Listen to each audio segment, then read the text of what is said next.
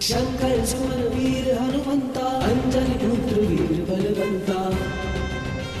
चले रावण को पाठ सिखाने, मर्यादा की सीमा बताने।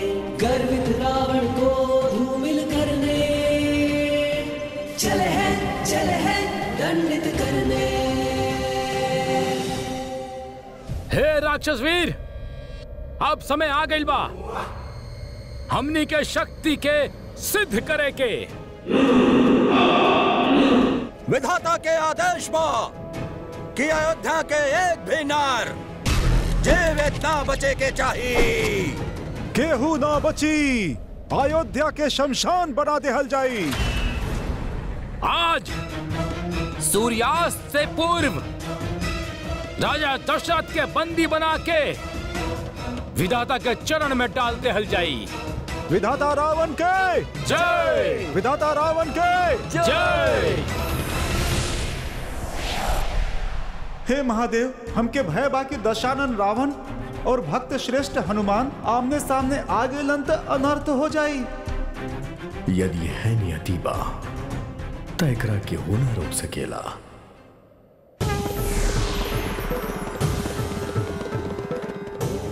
परंतु प्रभु, संसार में तो सब कुछ कर्म से ही निर्धारित होखेला। कौनो एक विशेष कर्म से नियत निर्धारित होखेले और वह नियति भविष्य के निर्माण करेले। हमके आशंका बा प्रभु कि हनुमान आज एक वैसने ही कर्म करे जा रहल बाड़े जे भविष्य में महाप्रलय के जन्म दे सकेले। उनके रोक ली प्रभु, उनके रोक ली। हे अस्त्र श्रेष्ठ चंद्रहास, कई पराक्रमी के रक्त बहौले बाड़ा, कई युद्ध जीतल बानी हम आपके बल पे।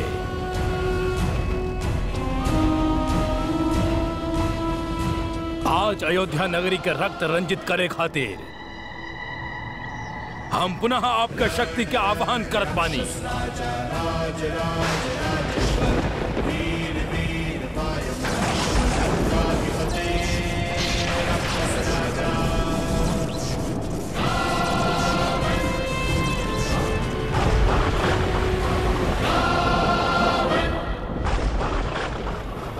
मैं हूँ दशानन महाज्ञानी, सिद्ध शक्ति मेरी रानी।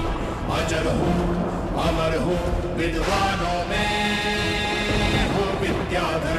विधाता रावण के जय जय जय, विधाता रावण के जय, राक्षस गौरव रावण के जय। ए राक्षस ता ऐसन उत्पाद मचा दिले बा, पहले सुमेरु में फिर हिया। यदि वो हमार प्रेम के बात समझ गईले ता ठीक बा, अन्यथा उनकर ही भाषा में उनके समझाई।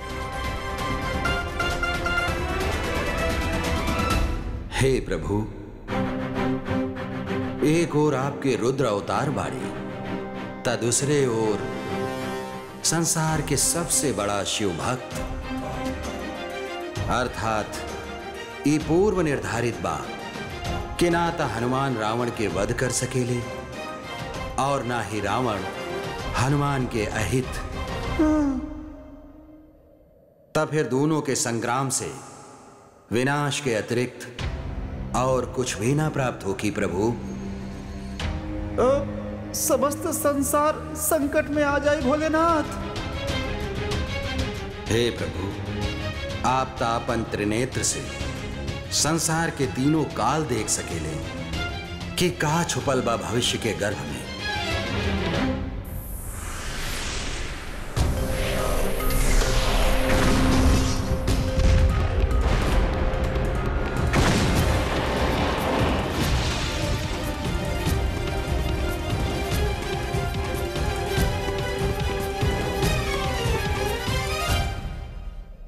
विराम। जामवन काका, यदि वो पहला प्रहार कैलस ता वो राक्षस के राजा रावण के ऐसा सीख देव हम कबो कवनो राक्षस ऐसा दुस्साहस ना करी, है ना कथा प्रलयकारी।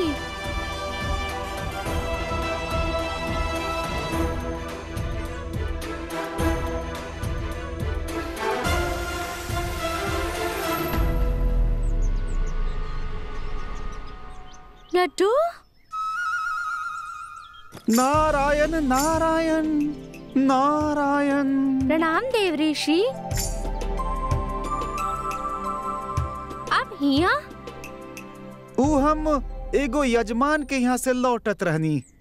ओ तई लड्डू ओ आपके देले होइए। अरे आपके तो लड्डू अत्यंत प्रिय बा ना। सही कहल बा, दाना दाना पर लिखल बा खाए वाले के नाम। ग्रहण करी। प्रभु के कार्य में विलंब ना करे के चाहिए। ली ग्रहण करी। क्षमा चाहत बानी देव ऋषि, इस समय ध्यान हमार कहीं और बा। लड्डू के आनंद हम ना ले पाई। काका विलंब ना करे के चाहे। चली प्रभु। प्रणाम देव ऋषि। हनुमान, प्रभु के भक्ति कैसन चल रहल बा? उत्तम।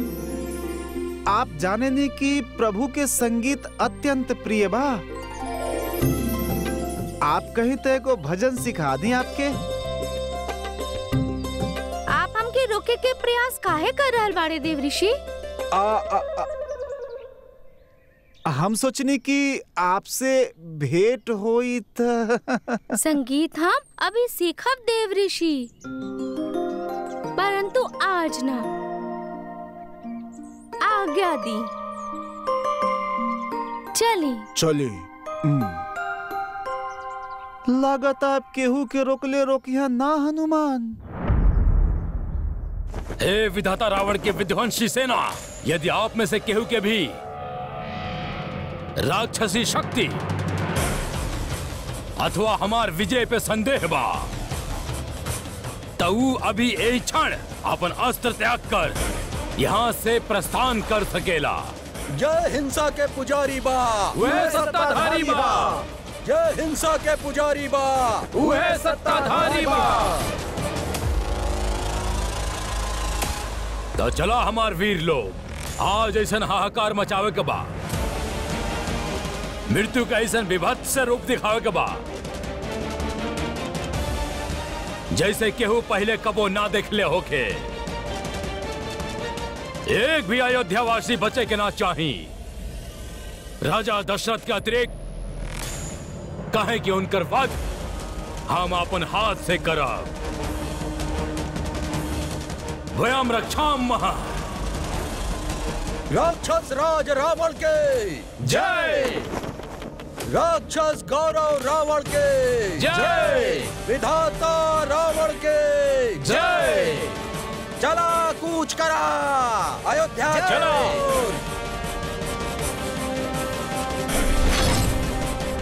अब का होखी प्रभु? ई रावण और हनुमान के मध्य ई युद्ध होके ही रही।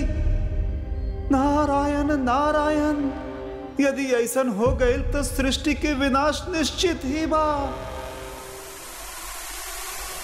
रुकी रावण।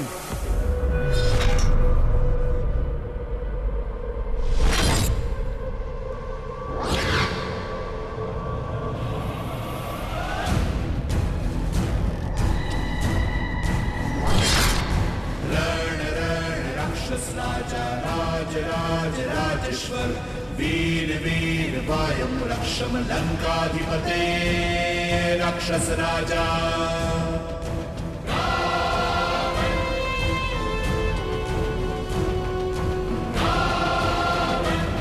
मैं महाबली रावण,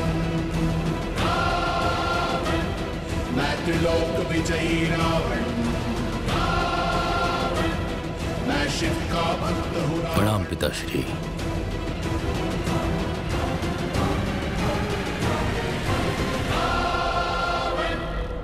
आप यहाँ अयोध्या की धरती पे का कर रहल बानी? आश्चर्य बाकी हमार माता आपके कारागार से मुक्त कर देली। एगो ऋषि के सहनशीलता के प्राय लोग होकर दुर्बलता समझ लेवेलन। हमार योग विद्या के सामने कौनो कारागार के कौनो महत्व नहीं खे, कौनो अस्तित्व नहीं खे। अब तक हम कारागार में स्वेच्छा से रहनी, एक खातिर रहनी ताकि आपके माता के मति परिवर्तित कर सकी, उनके अधर्म से हटा के धर्म के पथ पर ला सकी। कहे कि अब हमके पूर्ण विश्वास हो गईल बा जेकर सर्वनाश सुनिश्चित बा, ओकरा खातिर का धर्म और का अधर्म। हमके खेत बाकी आप अपन धर्म पत्नी के विषय में ऐसा विचार रखेली। केवल पत्नी ही ना, पुत्र के भी। कहे कि जिकरा मति पर भ्रम के आवरण चढ़ चुकल होके, उनके ज्ञान के बाद समझ में ना आवेला। बस पिताश्री,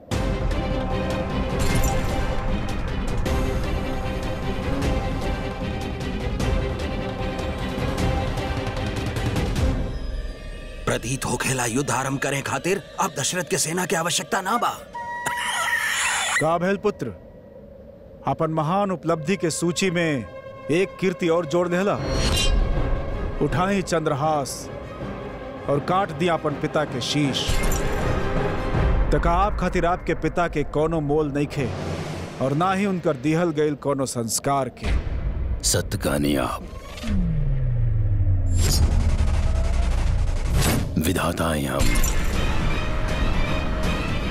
और विधाता सांसारिक संबंध से ऊपर हो खेला। विधाता ही कैसन विधाता जिकरा पे इतना बड़ा ऋण होखे?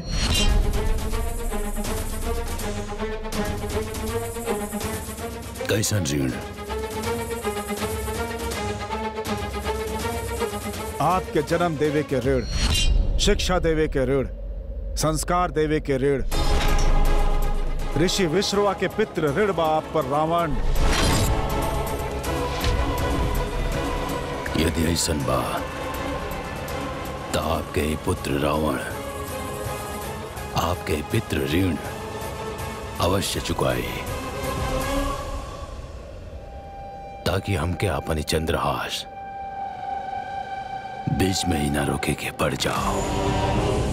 कहीं पिताश्री का चाहत बानी आप? हम आपसे केवल एक वचन चाहता नहीं, और ओकरा पूर्ण होत ही आप हमार ऋण से मुक्त हो जाए। कौनो भी वचन होके हम ओके अवश्य पूरा करब।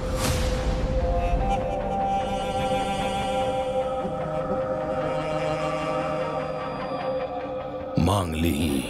आप यही क्षण यहां से लौट जाएं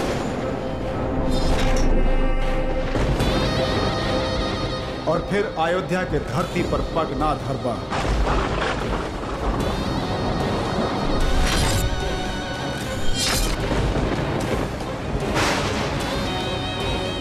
पिताश्री, तो फिर आप स्वीकार कर ली कि आप पर सदा हमार पितृ ऋण रही, और फिर कभी स्वयं के विधाता कह के संबोधित ना करब। आप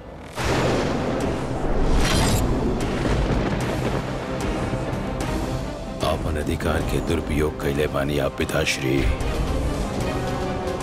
आपसे हमारे वैचारिक मतभेद अवश्य रहे, किंतु आपके ज्ञान के सम्मान करत रही। किंतु आज के पश्चात हम आपके सम्मान ना दे पाए, और हम विधाता बानी, और हम विधाता ही कहलाई। रहल बात अयोध्या के, यदि रावण निश्चय कर लेहले बा त लंका में बैठे बैठे भी अयोध्या के सर्वनाश कइल जा सकेला।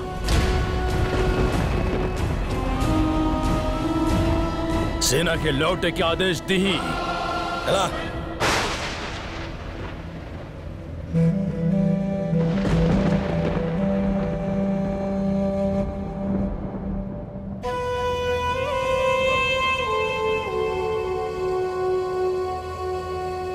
हम आपके वचन पूर्ण कैली, अब हमके पितृ ऋण से मुक्त करी।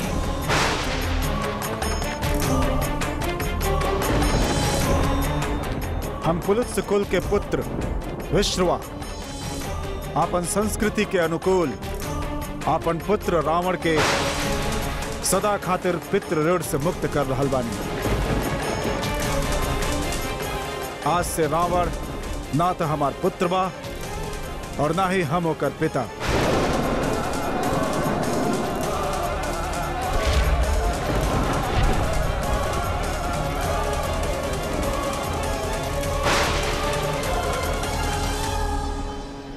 जाई रावण, आज से हमार और आपके कौनो संबंध नहीं खे।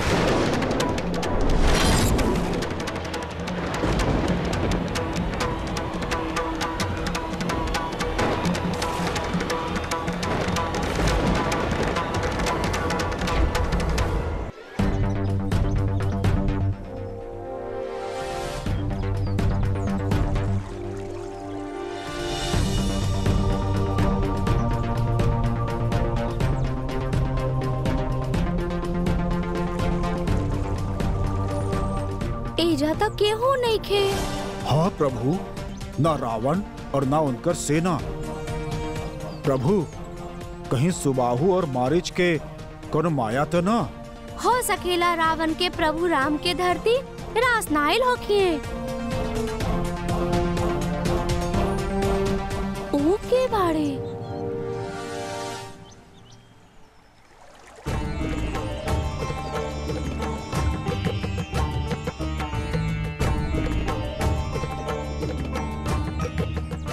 प्रणाम महर्षि विश्रवा। प्रणाम ऋषिवर।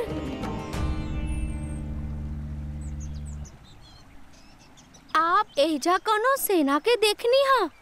कैसन सेना बालक? राक्षस राज रावण के।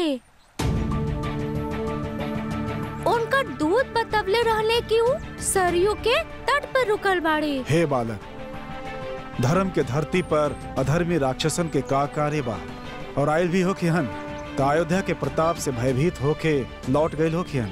उचित बा ऋषिवर। धन्यवाद ऋषिवर। चली जामन काका, ई शुभ समाचार हमके महाराज दशरथ और प्रभु के देवे के बा। चली प्रभु, चली।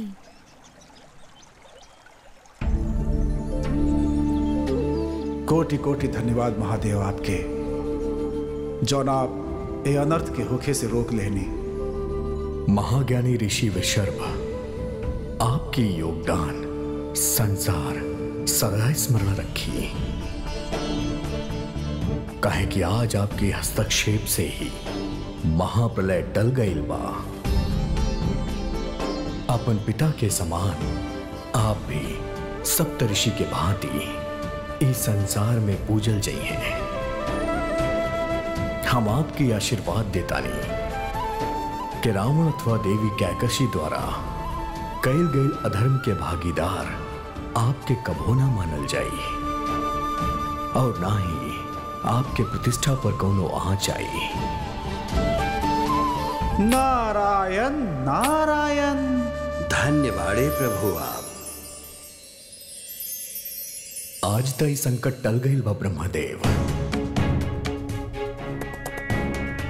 परंतु रावण के महत्वाकांक्षा के देखत भइल ऐसा लागेला के मारुति के भक्ति के मार्ग में वो विघ्न अवश्य डाली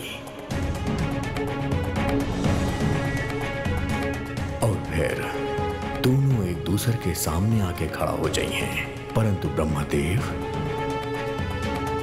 अगली बार इस संघर्ष के रोकल अत्यंत कठिन हुई।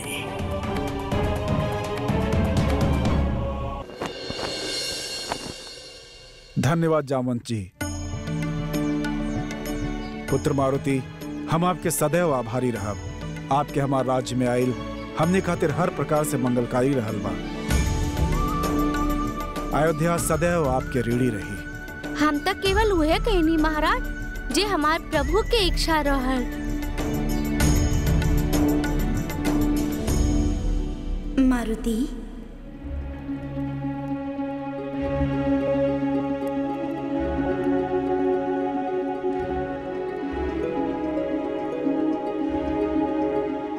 माता,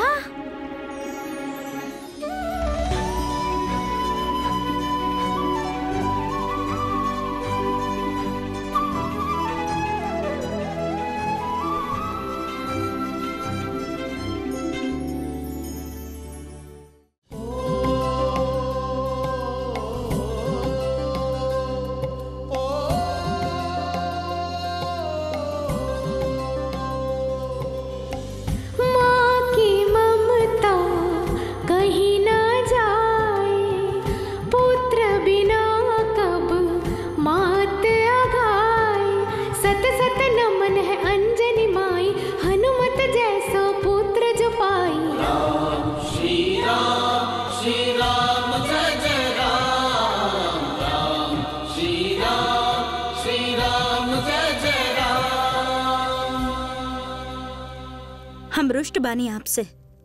हमरा के बात ना करे के। हम आपसे रुष्ट बानी। तो आप हमके गला से काहे लगवनी?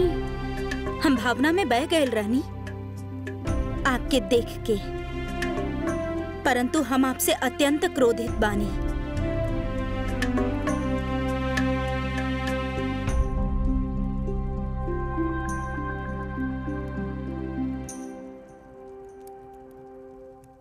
महाराज दशरथ एवं सभी महारानी के, सुमेरु के महारानी अंजनी की ओर से प्रणाम। प्रणाम। प्रणाम। अयोध्या में आपके स्वागत बा। अभी तो माता इतना क्रोधित रहनी हमसे, और अभी उनका से कितना हंस के बात कर रहल बाड़ी। देवी अंजनी, आई हम आपके कक्ष तक ले चलत बानी। आप कुछ देर विश्राम कर ली। चली माता, हम आपके पहुंचा देत बानी।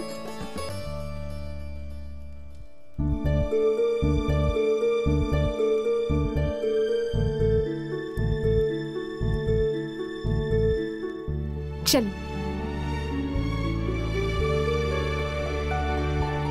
लागत बा माता हमसे वास्तव में रुष्ट हो गई बाड़ी। अब उनके मनाइब कैसे?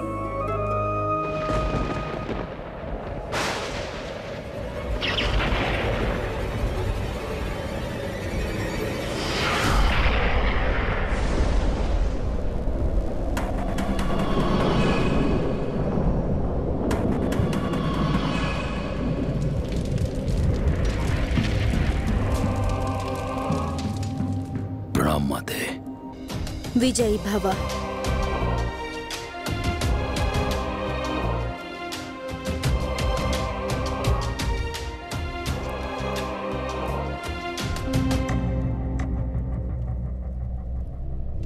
हमरा के विश्वास बा आप अयोध्या जौन कार्य खातिर गयल रहनी ओकरा पूर्ण करके ही लौटल होखब। उ नर जेकर हाथ से आपके विनाश के श्राप मिलल रहे ओकर अंत हो गइल ना? माते, पहले तो हमके आपकी आशंका के अंत करे के होगी। हमरा के आपके चिंता बा पुत्र। व्यर्थ की चिंता मत करी। आपके कैसे विश्वास दिलाई कि समस्त सृष्टि में अब ऐसा केहू ना बा, ना तो कोनो नर हा और ना कोनो देवता और ना ही केहू और जिस सर्वशक्तिमान रावण के तेज के सामना कर सकस। और अब हमार विधाता कहलावे में जे एकमात्र प्रश्न चिन्ह रहे वो भी हट गई बा। अर्थात रणभूमि में हमारे पूज्य पिता श्री आए रहले, जे हमके पितृ ऋण से मुक्त करके चल गईले। तभी तो हम खाली हाथ लौटल बानी। पर हमके बात के विशेष दुख नहीं खे, काहे कि आज से ये महाबली रावण पूर्णतः विधाता बा। वयम रक्षामा। राक्षस राजा राज राज राज आज्ञा दी। वीर वीर वायम रक्षम लंकाधिपते राक्षस राजा।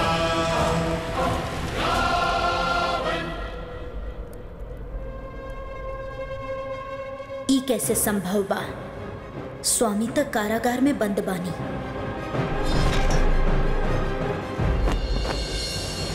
हमार त मानव बाकी मारुति हमनी के जीवन में ईश्वर के आशीर्वाद बन के आइल बाड़े। यदि मारुति ना आवते त हम ई जीवन में मातृत्व के सुख से वंचित रह जाएं। यही कारण हम और हमरा साथ साथ समस्त अयोध्या मारुति के ऋणी बाड़े। देख ली माता, हम कहने रहनी ना कि हमार अयोध्या आवल कितना आवश्यक बा। राजमाता कृपया आप ही बताइए हमार माता के यहाँ कितना कार्य रहे।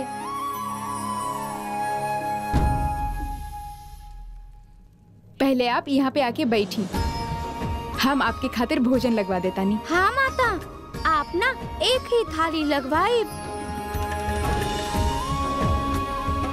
इतना दिन के बाद मिलल बानी अपन माता से, अब एक ही थाली में भोजन करब, है ना माता?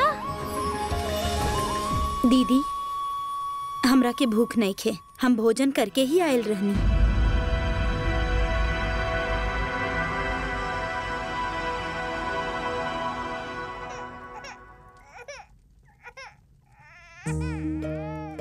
लगता राम जाग गईले।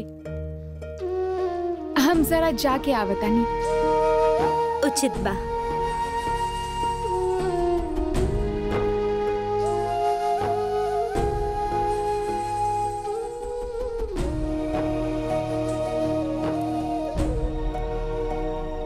हमें क्षमा करी माता। कौन बात खातिर?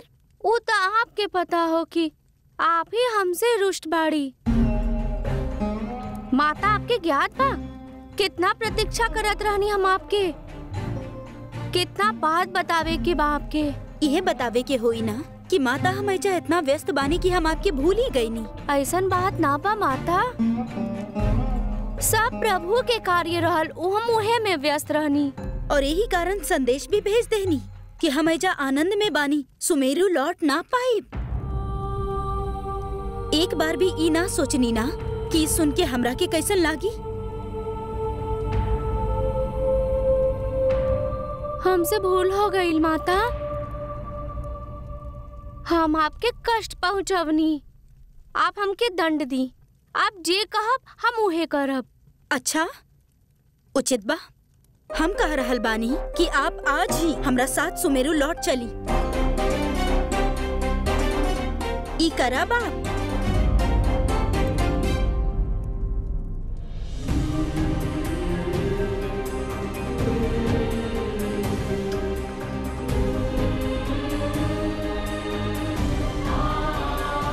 माता ही का आदेश दे देनी, प्रभु के यहाँ से छोड़ के चल जाई।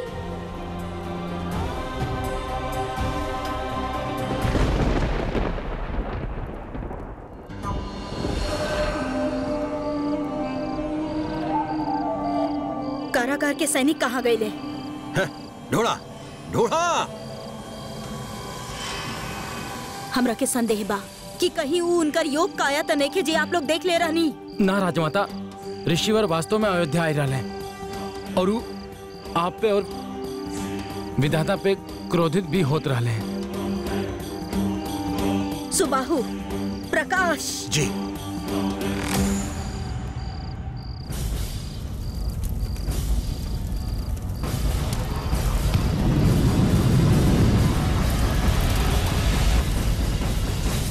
यहाँ ता केहू ना बा राजमाता। कैसे छूट गए वो हमार कारागार से?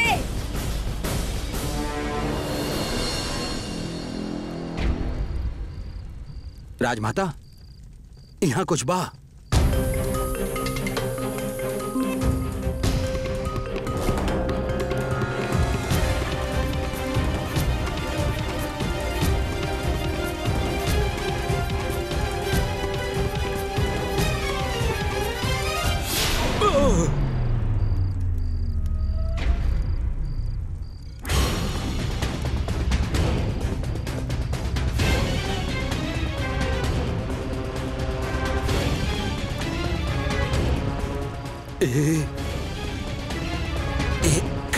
कैसन माया बा?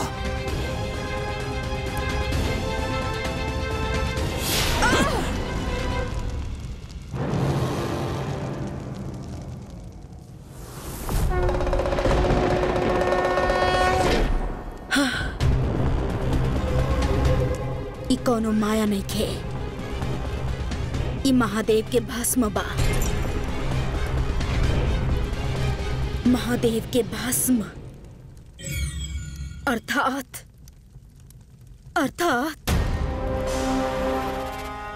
ई महादेव के पद चिन्ह, ई महादेव के पद चिन्ह बा। महादेव? महादेव जाए रहले?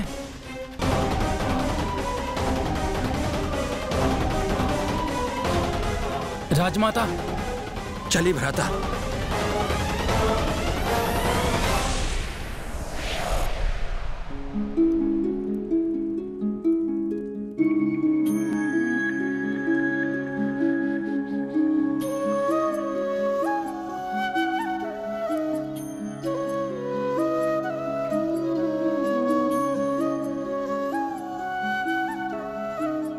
हम तो धर्म संकट में पड़ गए बानी प्रभु। माता हमसे रुष्ट बाड़ी। यदि हम उनके साथ सुमेरु न लौटनी तो हमके क्षमा न करी है। माता के हम दुखी न कर सकेनी और ना ही हम आपके छोड़ के जा सकेनी। का करी प्रभु, हम का करी? इतना प्रयास के बाद आप हमके मिलल बाड़े, कैसे दूर चल जाई हम आपसे?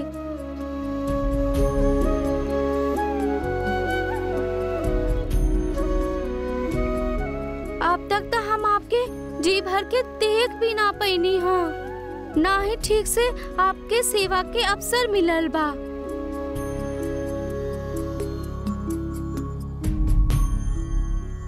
ना प्रभु, ये संभव ना बा। हम जा रहल बानी, माता से कह दे उनका साथ हम सुमेरु ना जा रहल बानी।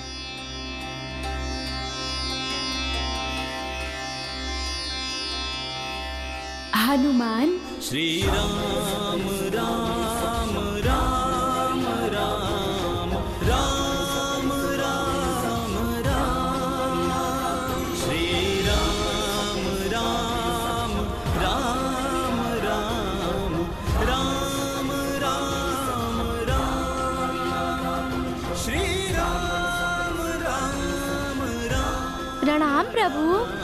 आप भक्ति खातिर माता के पुनः कष्ट पहुंचाइए। हनुमान, माता के आज्ञा के अनादर करल का उचित बा? अनुचित बा प्रभु, परंतु हमरे पास कवनो और उपाय बा ही ना। हनुमान, इस संसार में माता के स्थान सबसे ऊंचा बा। हम अपन माता के आदेश के सबसे ऊपर रखेनी, परंतु हम अपन आँख से आपके ओझल कैसे होके देत?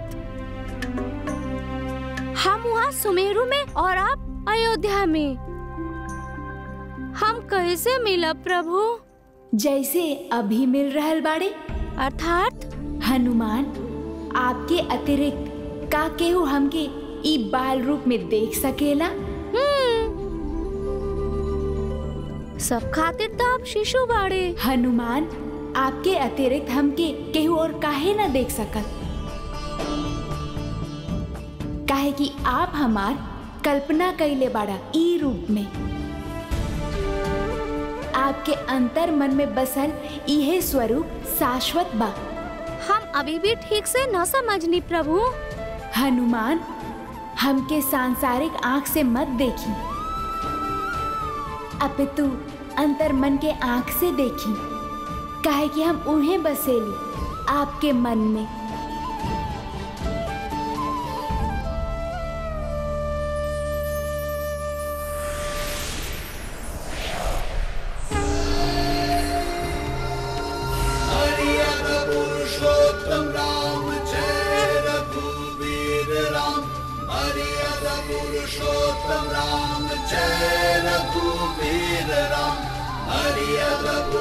जय श्री राम।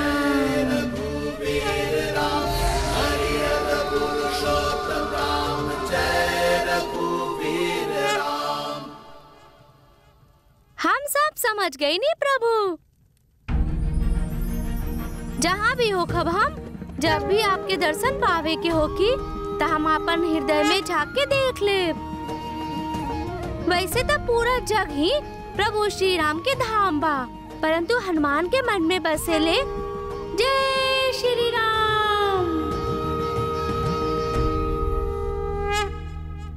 क्रोध में आके हम मारुति के बोलता देहनी कि हमरा साथे सुमेरु लौटे के पड़ी, परंतु हमरा ना लागेला कि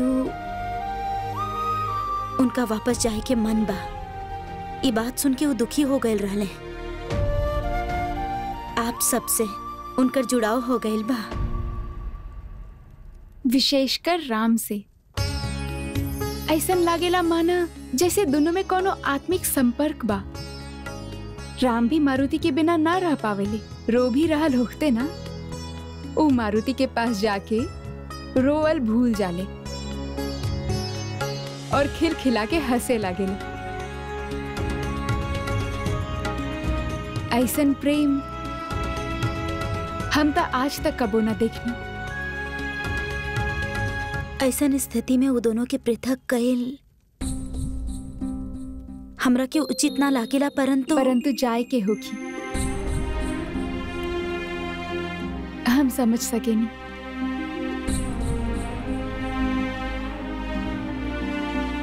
हम आज तक मारुति के कोनो कार्य खातिर बाध्य ना कईनी। हे प्रभु, अद्भुत दुविधा बा।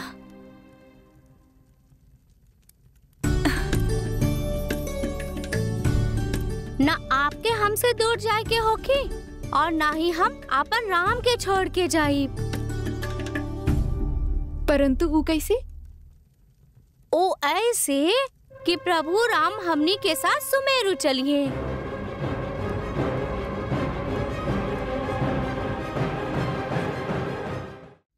मारुति, राम एगो नन्हा सा शिशु बाड़े, अपन माता के बिना ना रह पाई हैं। ऐसे में वो आपके साथ सुमेरु कैसे चली है?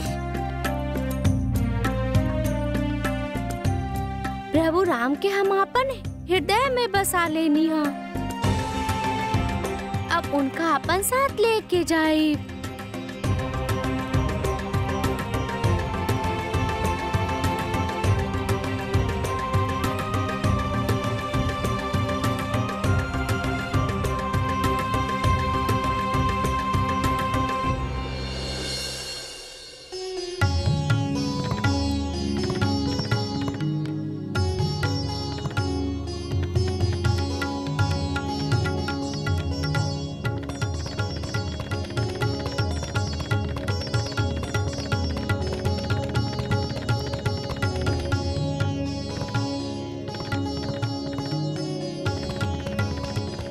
कहेला आपके गणना महापंडित रावण। ई लग्न ई मुहूर्त अत्यंत महत्वपूर्ण बा। जे संदेश लेके आयल बा कि राक्षस राज रावण अब पूर्ण विधाता बन चुकल बने।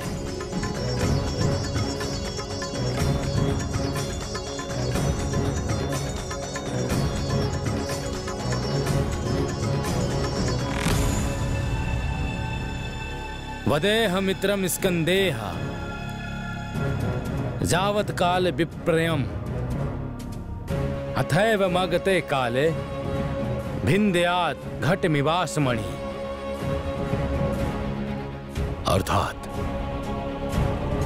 अर्थात जब समय हमनी के प्रतिकूल होके तो अपन शत्रु के अपन कंधा पे उठा लेवे के चाहिए, पर अनुकूल समय आवे पे वही शत्रु के ई प्रकार नष्ट करे के चाहिए जैसे कोनो पत्थर पर एगो घड़ा के तोड़ल जाला। इस समय हमनी खातिर अनुकूल बा, ता कोनो भी स्थिति में हमारी विजय यात्रा रुके के ना चाहिए।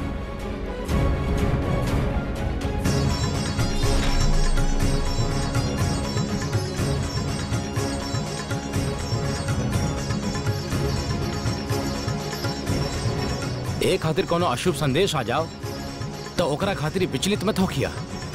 अवश्य एकरा पीछे भी कोनो हित छुपल बा। लंकेश, लंकेश!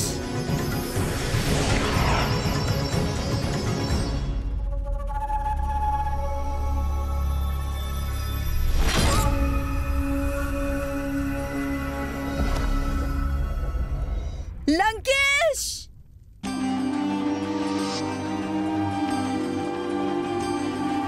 तका शुभ समाचार लियाइल बानी माते। केवल समाचार ही ना, प्रमाण भी लेके आयल बानी हम। ऊ देखी